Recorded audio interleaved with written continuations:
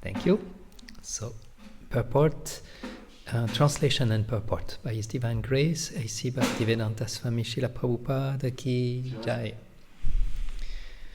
When seeds, so I think we remember a little bit the story. Maharaj Chitraketu had a big desire to have a son. He had a lot of wives, but no one was able to give him a son. So he was very morose, and saints came to visit him, and they say, "Why are you so morose?" And he say, "I need a son, please help me." And he pushed on the sage to give him the blessing to have a son. And then the sage say, "Okay, we'll make sure you get a son, but he will give you a lot of pleasure, but also a lot of suffering." And shortly after he had his child, the co-wives of the one who got the child got envious, and they poisoned the child, and the child died. And now he's like a dead man. He's like dead in front of his dead child, and Angira Muni, and Narada Munis are coming, and they are now speaking to him and telling him what's going on, what they are helping him actually. So here are the words of Angira Muni and Narada Muni to King Chitraketu. So they speak in metaphors. When seeds are sown in the ground, they sometimes grow into plants and sometimes do not. Sometimes the ground is not fertile and the sowing of seeds is unproductive. Similarly, sometimes a prospective father, being impelled by the potency of the Supreme Lord, can beget a child, but sometimes conception does not take place. Therefore, one should not lament over the artificial relationship of parenthood, which is ultimately controlled by the Supreme Lord. Purport. Maharaj Chitraketu was actually not destined to get a son. Therefore, although he married hundreds and thousands of wives, all of them proved barren, and he could not beget even one child. When Angira Rishi came to see the king requested the great sage to enable him to have at least one son. Because of the blessing of Angira Rishi, a child was sent by the grace of Maya, but the child was not to live for long. Therefore, in the beginning, Angira Rishi told the king that he would beget a child who will cause jubilation and lamentation. King Chitraketu was not destined to get a child by providence or the will of the Supreme. Just as a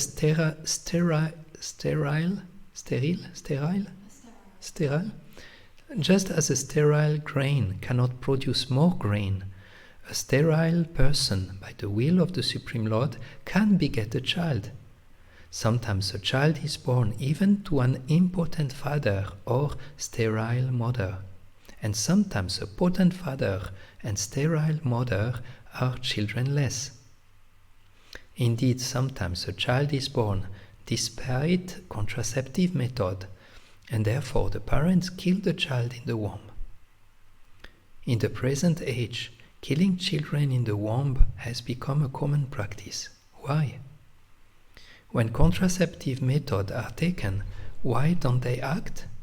Why is a child sometimes produced so that the father and mother have to kill it in the womb?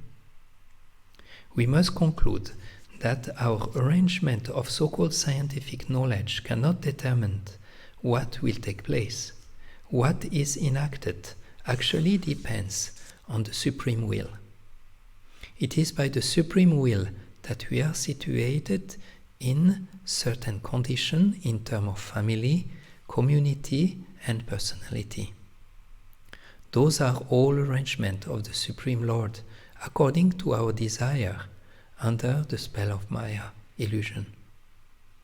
In devotional life, therefore, one should not desire anything, since everything depends on the Supreme Personality of Godhead, as stated in Bhakti Rasamrita Sindhu, Anyabhilasha Anyabilasita shunyam jnana karma dhyana vritam anukulyena krishnanu shilanam bhaktirutama. One should render transcendental loving service to the Supreme Lord, Krishna, favorably and without desire for material profit or gain through fruitive activities or philanthropical speculation. That is called pure devotional service. One should act only to develop Krishna consciousness. For everything else, one should fully depend upon the Supreme Person. We should not create plans that will ultimately make us frustrated. The verse again. When seeds are sown in the ground, they sometimes grow into plants and sometimes do not. Sometimes the ground is not fertile, and the sowing of seeds is unproductive. Similarly, sometimes a prospective father, being impelled by the potency of the Supreme Lord, can beget a child, but sometimes conception does not take place. Therefore, one should not lament over the artificial relationship of parenthood, which is ultimately controlled by the Supreme Lord. If you like, you can join me in prayer.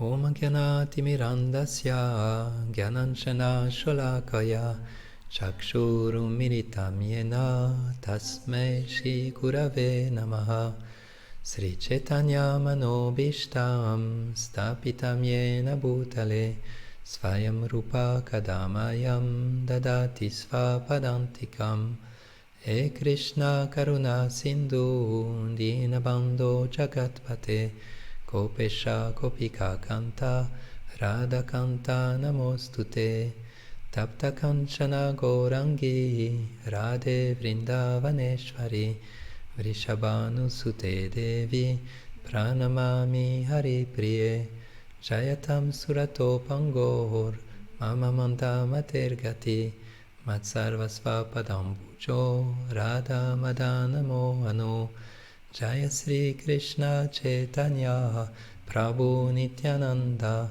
Shri Advaita Gadadhar Shivasati Gaura Bhakta Vrinda Hare Krishna Krishna Krishna Hare Hare Hare Rama Rama Rama Hare Hare. I was born in the darkness of ignorance, but my spiritual master with the torchlight of knowledge has opened my eyes.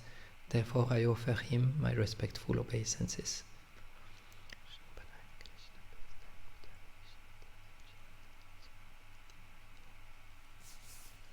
So in this verse, Angira Muni and Narada Muni are speaking to the king, and they are explaining him that nothing happened independently than the will of the Lord. And he gave the example of seeds that we can sow on the ground, and some will grow and some will not grow. And then Prabhupada in the purport explained, he gives the example of parents having desire to have children, and he says sometimes the parents are not potent, but still a child comes. And sometimes the parents are fully potent, but no child is coming. Showing just for such a simple things like having children, one is already fully dependent on the blessings and allowance of the Lord, that the Lord allows this to happen. So in the same way, so the verse is actually giving this point. This is what Angira Muni and Narada Muni are telling to the king, that everything is actually dependent on the wish of the Supreme Lord. One cannot do anything against the will. And 2 times in the purport is written, Maharaj Chitraketu was not destined to have a child. It was not planned. But he had his own desire, and he wanted to push on this desire. So it works, but it did not work at the same time. It just increased his happiness and increased his suffering. And the idea of King Chitraketu was to have a son, so that later when he will die, the son will do all the ceremony. It was like a little bit selfish. He wanted to have a child who will take care of him when he will have left his body. So this is a little bit the thematic we will take today for the lecture, to learn, actually to accept in our life all the situations that are happening as prasad, as the mercy of the Lord. Happiness or distress or whatever situation is actually under the control, the supreme control of the Lord. And especially for devotees who are practicing Krishna consciousness, who are chanting, who are trying to connect with the Lord, then there is no question, this fully under the control of the Lord directly. It's not just mechanical arrangement of material energy, but the Lord directly is behind what is happening in the life of everyone. So we will see how everything is perfectly arranged by the Lord, even though sometimes it's difficult to believe, but it's perfect, everything is perfect. What is the sense, what is the meaning of all what is happening to us and around us? What do we have to learn from that? And how to react in those situations, how to react. So I hope that in this lecture we will be able to transform our perception of the world, that we will be able to see everything as the prasada of the Lord, that everything is actually perfect. And this is amazing, because so often we think things are not perfect. Oh, look, here is a mistake, here is this, here is that. Sometimes you are even expert to find out, to see all the things that are not perfect. But in a bigger perspective, everything is actually under the arrangement of the Lord, and it's going the right way for a particular purpose that we will see a little bit later. So everything is perfectly arranged in this world. And the proof is that Krishna said that from all the energies, he is actually the source. He is actually fully in control of the material energy and the spiritual energy. Both energies are actually fully under his control. And because he is totally perfect, then his energy are bound to work in the perfect way, despite the visible imperfection that we might see. If you look in the Veda base, which is the collection of all the books of Srila Prabhupada, and you research Supreme Controller, you will find 1,154 times Prabhupada called the Supreme Controller. This is really making the point that actually he is the person who has the ultimate control over. So of course we have some free will, we can do things and we feel we are controlling those things, but ultimately it's the Lord who allows them to work it or not. Huh? So Krishna is actually not able to make mistake. It's just not possible for him to make mistake. It's not that suddenly the Lord comes and say, oh, sorry, I was giving you a little bit, I was giving you a little bit more karma. Sorry, I made a mistake. I will. No. Everything is actually fully perfect. The Lord never make a mistake. And Prabhupada was also mentioning that not even a blade of grass is able to move without the consent of the Lord. So what is the sense of all what is happening, of all the situations that are coming to us in life, happiness and distress? What is the meaning of all of that? What are we supposed to learn through all of that? Of course, it might very much be dependent on particular situation that we might have something particularly to learn, but mainly to learn and to grow. Everything is there. Everything that is happening is, even though looking imperfectly, it's supposed to help us to grow and to learn, and to grow. My spiritual master was writing in a letter. He was saying, every situation is a chance to grow. Absolutely every situation. There is no exception. I personally only see possibilities to grow. I have seen that life brings us this and that situation, and we are absolutely not in control. The big things in life happens not because of us, but because Krishna puts them in our life. So that's the absolute vision. That's the vision that we want to develop. That actually even big things or good things that we will be able to do, we see them. It's the Lord actually who was working that out through me.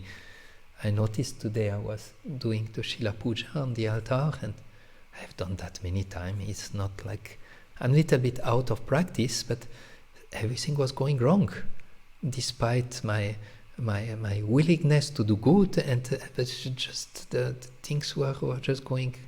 And you can see on them, they don't look so ecstatic today, because and I just notice it's out of my control.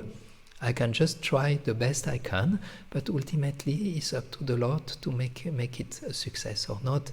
And often it's not working, just to help us to learn to be detached from the result, that we just do it in the best way we can, but being detached from the result. There is an amazing devotee, his name is Swayam Bhagavan Keshavaswami from London. Very, very brilliant. He took sannyas maybe 2-3 months ago from Kadamba Swami. I have the hope he will come today, because today we have 20 brahmacharis from London coming, and I heard there are 2 sannyasis with them. And I hope maybe Maharaj is there. Very, very brilliant devotee.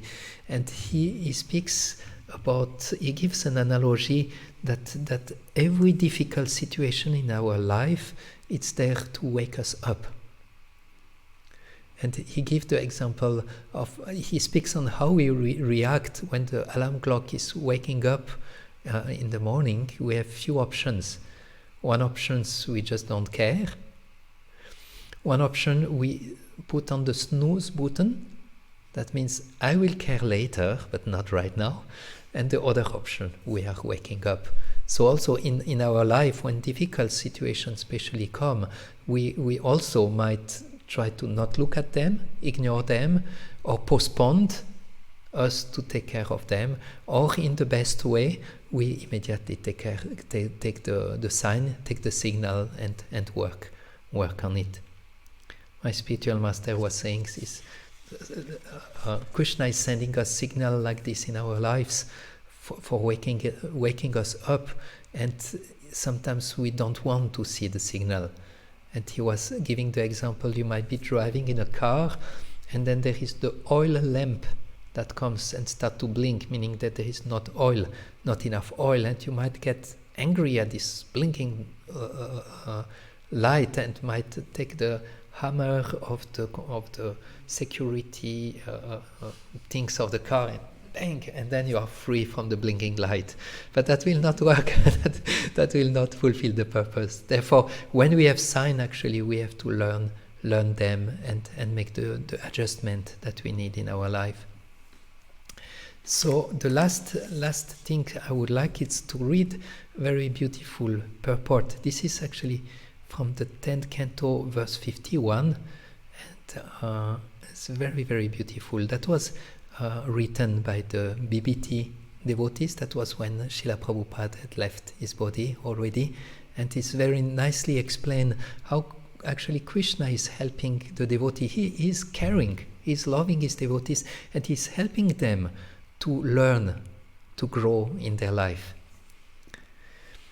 The universe is created to gradually rectify the contaminated souls trying to exploit material nature. The Lord moves the conditioned souls along according to their karma through the various stages of spiritual rectification. Thus the Lord is like a herdsman. The word Pashupala literally means protector of animals. So the Lord is like a herdsman who moves the creature under his protection to various pastures and watering spots in order to protect them and sustain them. Don't know if you understand the English word. The Lord is like a herdsman, like when a cowboy, when there are cows, there one who take care of the cows, like he's the herdsman. So the Lord is like the herdsman, and he's directing the living entity according to their own karma, but is doing that with care so that they can actually progress. A further analogy is that of a doctor who moves the patient under his care to various areas of a hospital for diverse kinds of examination and treatment. Similarly, the Lord brings us through the network of material existence in a gradual cleansing process so that we can enjoy our eternal life of bliss and knowledge as His enlightened associates. So the Lord is driving us through all this material existence so that we actually rectify our wrong conception, that we are actually growing, and that we can become eternal associates of the Lord, go back to the spiritual world and have eternal loving exchange with the Lord. So this is all the purpose of all what is happening in this world, for us to grow. And for the end, we see a little bit how to react into those situations. We will see how to accept the situation, how to change our perspective, and how to remain engaged in service no matter what. So accepting the situation. We have actually no power. We have actually no power to do anything on the situation that are happening to us. We just cannot, we have no power to deal with it. I mean, we always try as good as we can, but ultimately we understand it's out of our hands. Even just this morning, even it's serving Krishna, it's out of our hands, the result. I was visiting my mother before yesterday, and she has dementia sickness, and we were speaking with her, and then she was saying, but what is happening, where I am, and why I'm here, and what is this house? And she did not even know that she was in an old age home. She just was totally disconnected. And then my father said, but it's normal, that's the sickness. You have this Alzheimer or something like this. You have this sickness. And then suddenly my mother became so shocked. What? I have this sickness? Really? I have this sickness? I did not know. Of course, she knew, but she had totally forgotten. And she was in such a trauma situation, knowing that she has this sickness, and which could not take her out of this frame of consciousness. And she was, but what will I do? What is the use of living anymore? And we were all like really struggling to help her, and my father was saying that there is no medicine, there is no way out, we just cannot do. And there I was thinking, this is amazing. We so much under the illusion that we have power and that we can control things, but it's actually not at all going to work. The control of God through material energy, or His direct control, is all powerful. We just cannot change the laws of this world. It's going to be like this. So this is actually, as we grow in devotional service, we want to become more and more aware of this fully dependence, how dependent we are on the Lord's mercy, and get more and more aloof from this illusion that we are in control, that we can actually do the things on our own. And I see for every single thing. Yesterday I was trying to put notes together. It was just not working. I had to fold my hands, to close my eyes, and to pray. Please, Krishna, I want to do that as a service for the Vaishnavas of Golokadam. I want to help them in their spiritual life. Please help me to do it. Just no power. And this is very important point in Krishna consciousness. We want to connect with, we want to reach this point of understanding. I cannot do it on my own. In anything I do, I need the full blessings of my spiritual master and the Lord. And here we see Prabhupada mention even the situation of having children is so natural, but if it works, it's a blessing of the Lord. And if it doesn't work, it's meant to be in that way. So this is what we accepting the situation no matter what. It's like accepting the happiness and distress. So often in Bhagavad Gita, Krishna brings this point: happiness and distress, remain aloof, remain detached from that, accept the situation the way they are, which is not so easily or easy to do. But Bhaktivinoda Maharaj, in a recent lecture I heard, was making a very powerful point, really moved me. He said that in the material world, when happiness and distress are coming, people are overdoing it. Like if you have happiness, wow, this was so nice. And when you have distress, they also overdo it. Oh, it was so painful, Prabhu. Oh, I suffered hell. And so, but he was saying this is like the material approach. He said for a spiritualist, the spiritual approach, he underplayed. That means if it's so nice, if it's nice, you say, yeah, it was nice. So what? It was nice, but not so specifically nice. Unless it's really very powerful Krishna conscious experience. And when he suffer, okay, so what? It's natural. There is so much suffering. It's okay. It's not such a big deal. And by doing that, by underestimating the emotions, either positive or negative, the devotee is able to keep himself much more balanced. Because what is happening when we overdo it, those emotions make a print, either positive or either negative, either suffering, either happiness, and those prints are like giving big trace or big marks or prints inside of our consciousness that are like samskaras that we are going to keep with us.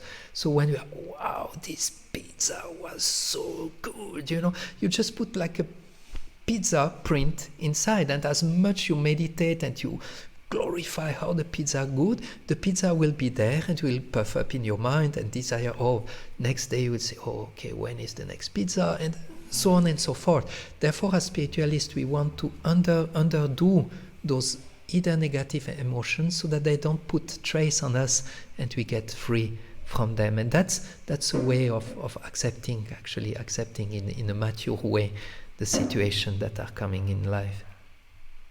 There is a story where I guess you know about Lord Ram and Lakshman. They were two brothers, and Ram had to go in exile, and Lakshman was arguing to Ram. He was saying, Ram, you should go back. You should not stay here in exile.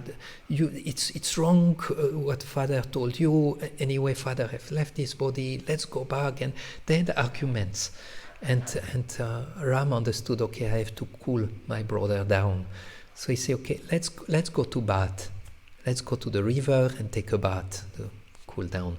So they both went, they plugged their bow in the sand, and they went to the river to take bath. And Lord Ram was floating on his back and was looking exactly like Vishnu floating on the ocean, milk ocean. And then Lakshman was looking at Ram floating and was in ecstasy. And then they came out of the water and they took their bow. And under the bow of Lord Ram, between the bow and the floor, was a frog, a dying frog that had been, when he put it, he did not see, but there was a frog and the frog was dying there. And Lord Ram looked at the frog and said, hey, what's going on? And the frog said, well, you were planting the bow and you did not look at me, and I'm now dying. And Ram said, but why you did not call for help? I will help you. And then the frog said, if I'm attacked by a snake, I will call Ram, help me. But if I'm attacked by the hands of Ram, I cannot call for his help. So Lord Ram took this poor frog in his hands and was looking at the frog, and the frog said, but I know now, I was not killed by the hand of Ram, but I'm dying in the hand of Ram.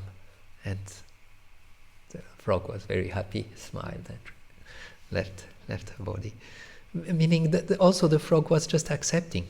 whatever the situation. Okay, this is the wish of my Lord. If something happened, I will always connect to the Lord and pray to the Lord and take shelter at the Lord.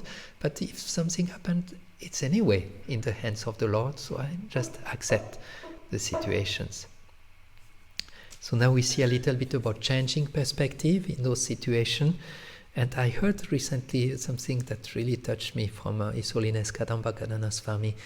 He used to be temple president in Vrindavan, which is quite of a big temple and big community. And then something happened. There was some, some mafia, something like this, who were not happy with him, and they tried to shoot at him. And then he had actually to leave India and to go somewhere else and to stop his service. So he went actually to Amsterdam, and he was living in a very small temple. And in his lecture he said, when I came back to this temple, I thought I was living in a matchbox. But then he said, in this matchbox, I noticed that all the devotees were speaking about matches. And that also struck me, because so often we are so much in our own small world, and we are just so preoccupied with the things we have to do, our service, our desire, our things. We are just totally absorbed into the small things, and we lose totally the wider picture. And in the wider picture, we actually can see that everything that's happened has a meaning, has a sense, and is actually a gift of the Lord. So changing the perspective means to broaden our vision and see, come to the point, it must be connected to Krishna. Krishna never makes mistakes, and Prabhupada told it 1154 times. He is the Supreme Controller. So it must be like this. So we change the perspective to a broader perspective. Adipusha was, I cannot remember, I thought I had notes on that, I could not find them. He was giving the point that Krishna is fair. Krishna is never cheating us. Whatever he's doing is for our benefit. And then he said, try in the difficulties of life, try to see what are the benefits inside of it. He was giving an example, suddenly my computer fall down and it is broken. Now, let me try to find 10 good reasons that I can have from this breaking of my computer. Okay, it will help me to write more with my hands. Okay, maybe it will protect me from many things that are useless on the computer world, so on and so forth. So he was saying what reaction we can do. Here we are more or less on the situations that are painful or difficult. Try to find 10 good lessons or good aspects into the negative things that are happening, and then you fully change back the perspective. You can change the perspective in that way. Also, in those situations that we learn to surrender, we learn to take shelter, even in the good things. Actually, this is what we have to learn, to all the time take shelter and surrender to the Lord. And I like to end this section by a beautiful prayer from the personified Vedas. They pray to the Lord and they say, when a person realizes you, my Lord, he no longer cares about his good or bad fortune arising from past pious and sinful acts, since it is you alone who control this good and bad fortune. Such a realized devotee also disregards what ordinary living beings say about him. Every day he fills his ears with your glories, and thus you become his ultimate salvation. So the devotee who is realizing the Lord, he actually do not care of the positive, negative. He just see those are just karma things happening. He even don't care if people like him or don't like him or criticize him or not. He's fully free of that, but he just keeps the glories of the Lord in his tongue, and he keep progressing. He become illuminated in his salvation. And this is the point we like to end with. that this is also a beautiful verse, the Tatenu Kampam Susumi Shamano verse of Lord Brahma praying, that he said that no matter what is happening, the devotee is just accepting the situation, knowing it's because of me. It's my past, it's my previous karma. No one is responsible for my difficulties and my suffering. It's all due to me. Take responsibility. Everything that is happening is because of me. But what I do, I fall down on the ground and I just keep on offering respect to the Lord and serving the Lord.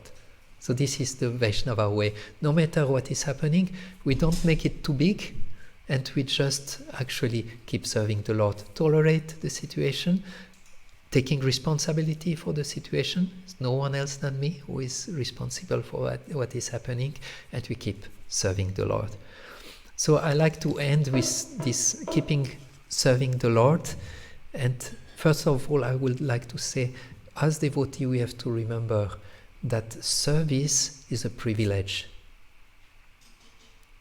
Do you know German? No, you don't know German. We don't have any German speaking. Privilege. Do you understand privilege? Privilege? No. That means that service is something very special. To be able to render service is something very, very special. It's a privilege. Often we are in the temple and there's so much service and we feel, and this service and that service. But we should always remember this is a privilege. That we are allowed to render devotional service is a privilege. And what I want to bring as the last point of the lecture is that we do service very nicely. That we don't start to be casual servant. We do our service casually, we do our sadhana casually, but that we actually keep intensity in what we do. And Swayam Bhagavan Keshava Maharaj, who is maybe coming today, was giving a beautiful lecture on Sangamela 2022 here in Golokadam. I mean, it was online because of COVID, but he was making distinction between casual sadhana or casual service and intense sadhana or intense service. And I would like to ask you, what do you think could be one item that make our service or sadhana casual or intense?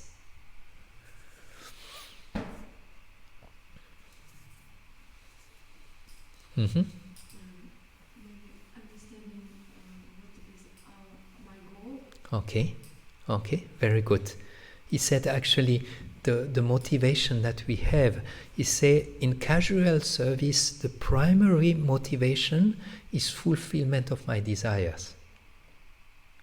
But in intense devotional service, the primary motivation is pleasing Krishna and Vaishnavas. So our desire, our motivation can make it casual or can make it intense. He has 1, 2, 3, 4, 5 more different items that can make a distinction, that we can see, okay, is my service or my sadhana intense or casual? What is casual? Casual means, it's okay.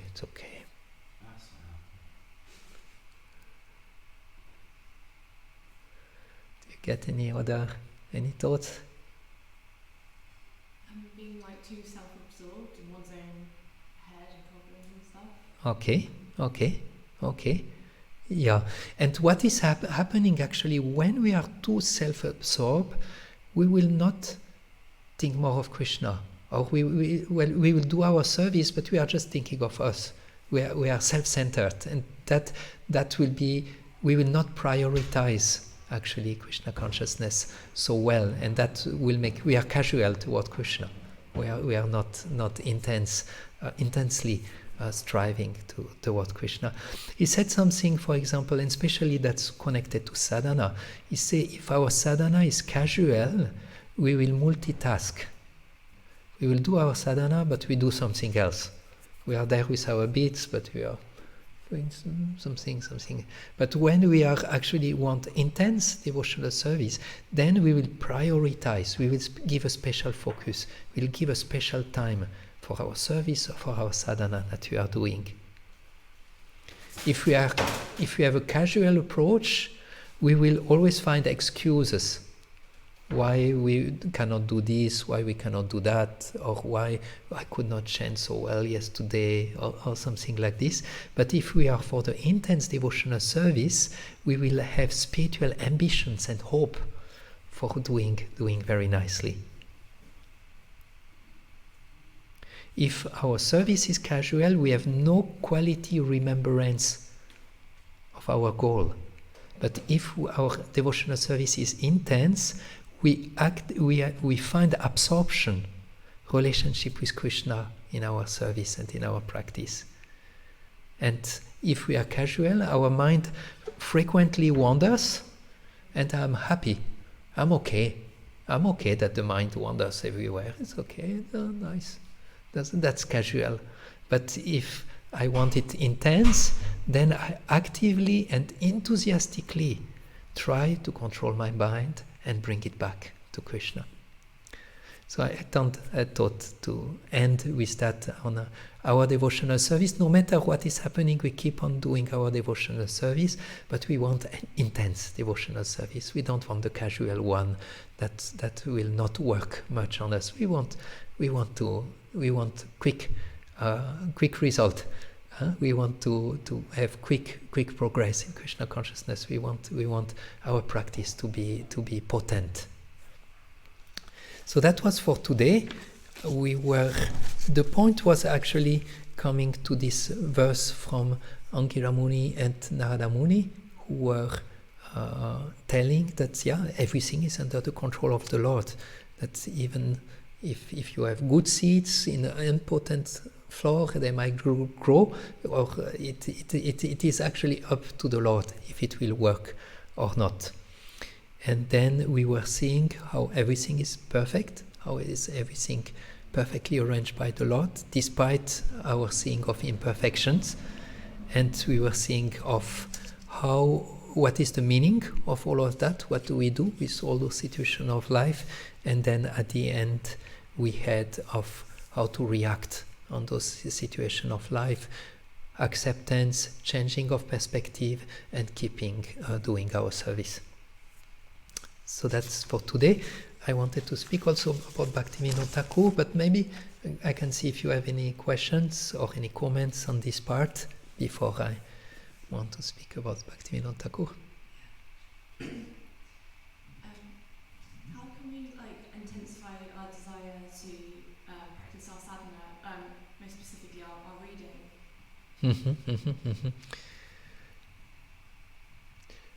The main item is the association. There was a time here we will read together as a community.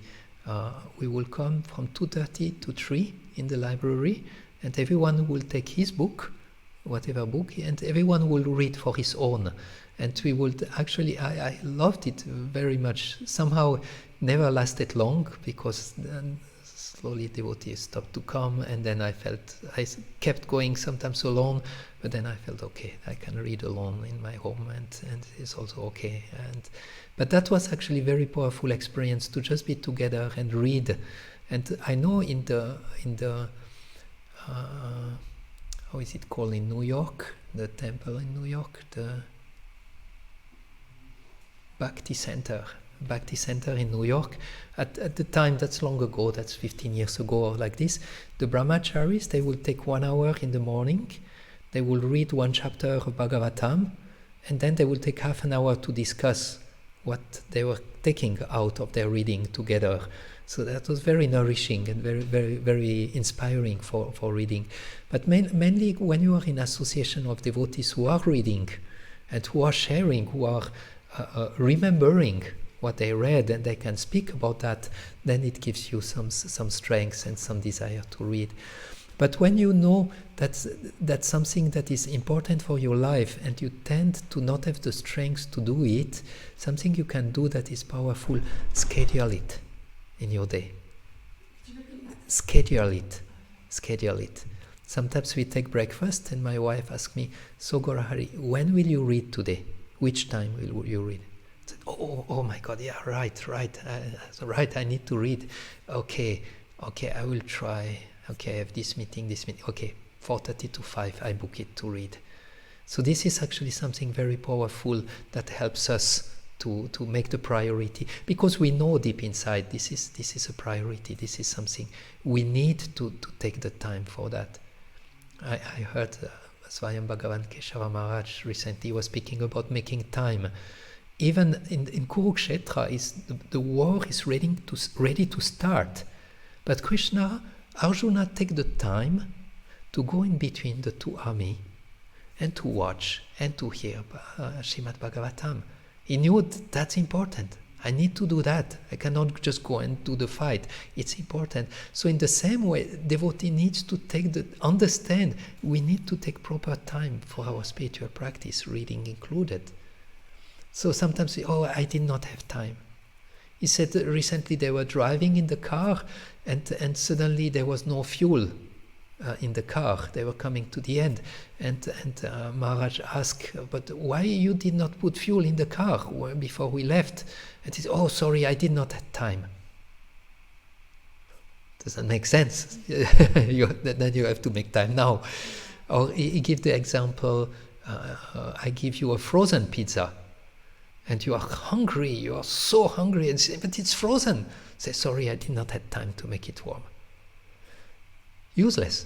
You cannot do anything with that. So in the same way, in our life as devotee, we know what is the important point. So we have to actually make the space. We have to make the space.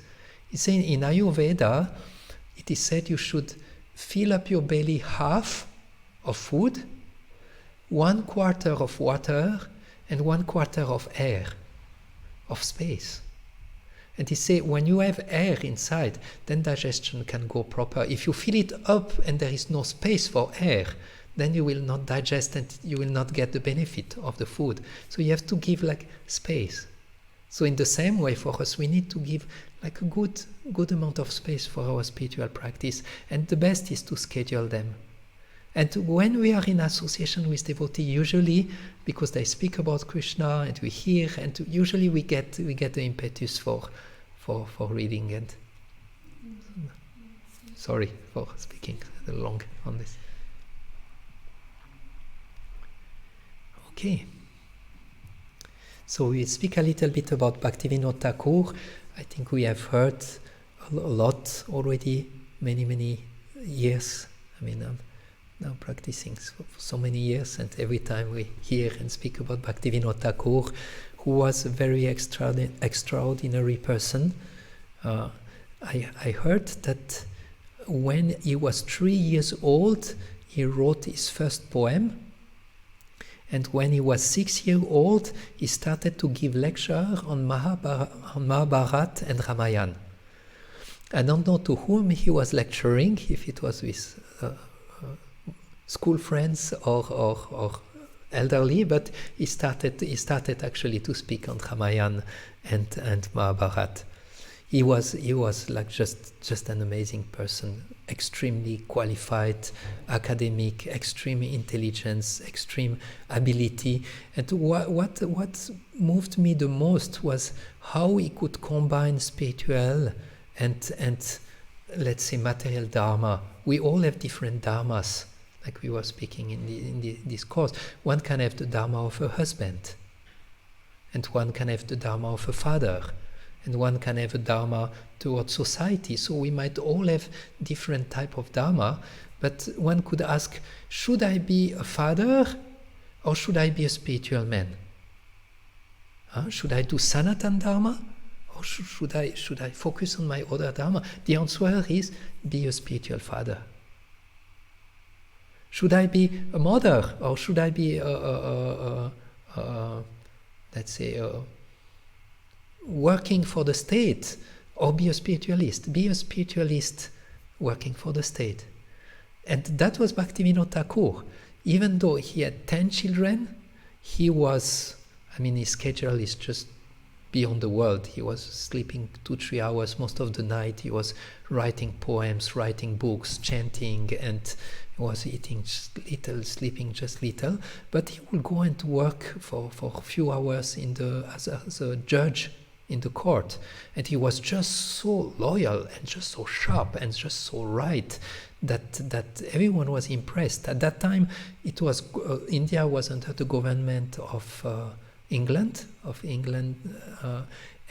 but they loved him so much, even though they were all the time trying to put the Indians down, and it was not a nice situation. But they loved Bhaktivinoda Thakur so much that they organized a train line that would stop in front of his house, so that he could go and do his activities. So now when you go to Mayapur, in the house of Bhaktivinoda Thakur, you see the railway just next to the house. I guess that was not all the fast train, but just a particular train could go in that direction and would just stop in front of his house. So he was extremely qualified in his work, extremely responsible, but at the same time extremely dedicated and extremely spiritual. He was in the beginning he was studying actually all different religions of the world, and then finally decided to go for Vaishnavism. And then when he found Chaitanya Charitamrita and Srimad Bhagavatam, then he fully absorbed into those books. There was a story that at that time he was the High Court judge in Jagannath Puri, that was, and the king was actually took some money away. That was the king who took some money away from the kingdom and took it for his own personal. And Bhaktivinoda Thakur heard about that, so he attacked the king. And they said, because of that, because you took this money, who was actually belonging to the real king actually is Jagannath. And the king is ruling on the behalf of Jagannath. So he said, you took all this money from Jagannath, now I ordered you that every day you have to have 52 offerings of food to Jagannath. And since that time, Lord Jagannath gets 52 times he gets an offering during the day. So it's totally amazing. And I think there was a calculation, there was like 8,000 rupees were being stolen, and the 52 offerings maybe for one full year will make but they say, but it will not be just for 1 year. This you will have to keep doing it. And then the king became very angry and tried to engage brahmanas to recite black magic and to kill Bhaktivinoda Thakur. And after 30 days, when they came to the end, the son of the king left his body, but Bhaktivinoda Thakur was not at all touched by this. So it kind of reversed, and it got to the king instead of Bhaktivinoda Thakur. So like the curse, it backfired. Yeah, exactly, yeah. Okay, then let's see. There are many stories.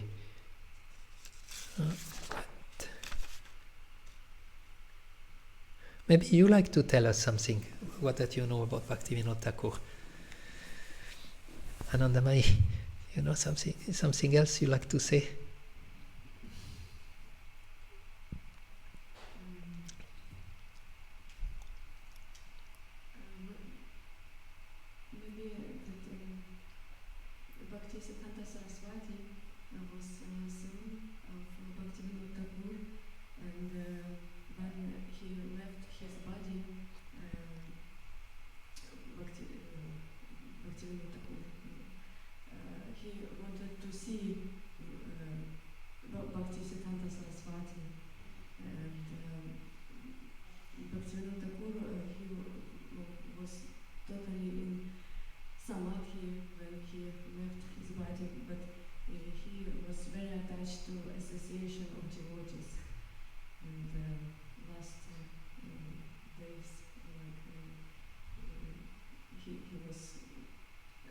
Totally absorbed in reading from the scriptures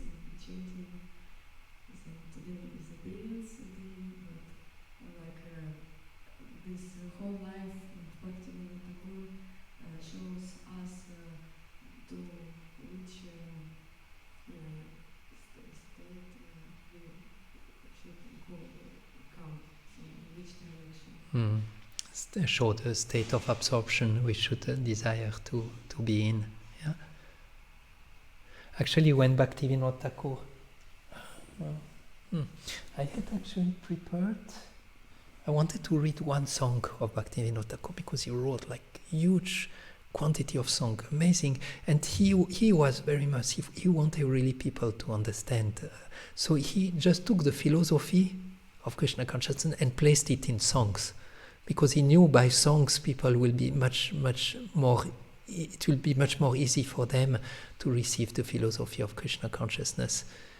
And also when he came, there was a lot of Apasampradaya that was called. That was not Sampradaya. They were deviating, and they were doing a lot of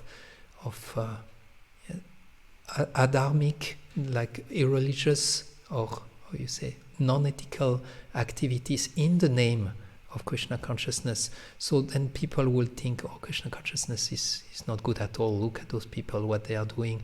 So they were doing like a huge havoc for Krishna consciousness. And at that time, Bhaktivinoda Thakur came and defeated all of them and re-established the pure worship of Sri Chaitanya. And so let me see. I think I have my bag just here in the back, and we read one song. Yes? You wait for me? You don't leave before?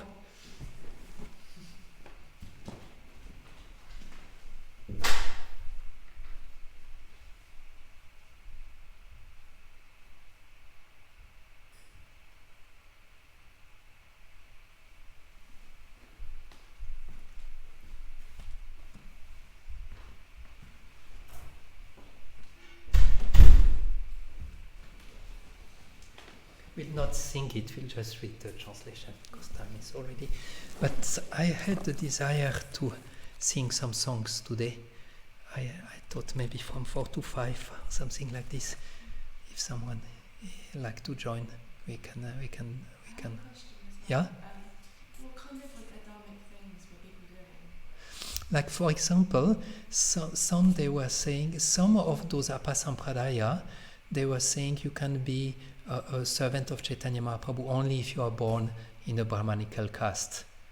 I mean, that's still quite okay. But for example, some they were saying Krishna was dancing Rasalila with the gopis, but Chaitanya Mahaprabhu, when he came, he did not have Rasalila. So we will have Rasalila with other girls, and we will have activities that are not dharmic, but we do that as a service for Chaitanya Mahaprabhu, because Chaitanya Mahaprabhu could not have it. We do it for him. You know, that type of deviation like this were, and there were a lot of those type of things. So here come one song that if you want you can close your eyes and try to hear very, very carefully. O useful son of the king. And the song is also connected. I chose this song connected to the theme of the lecture of seeing how is everything depending on the Lord and how we feel ourselves fully dependent. So Bhaktivinoda Thakur speaks to Lord Krishna. O useful son of the king of Braj, you are Lord of all lords. According to your will, creation and destruction take place in the universe. According to your will, Lord Brahma creates, and according to your will, Lord Vishnu maintains. According to your will, Lord Shiva destroys, and according to your will, Maya constructs the prison house of this world.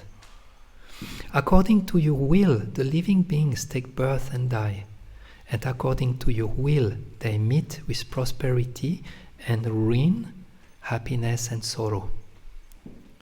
The tiny souls bound up by Maya vainly struggle in the fetters of worldly desire. Without your sanction, he is unable to do anything. You are my only protector and maintainer. Except for your lotus feet, there is no other hope for me.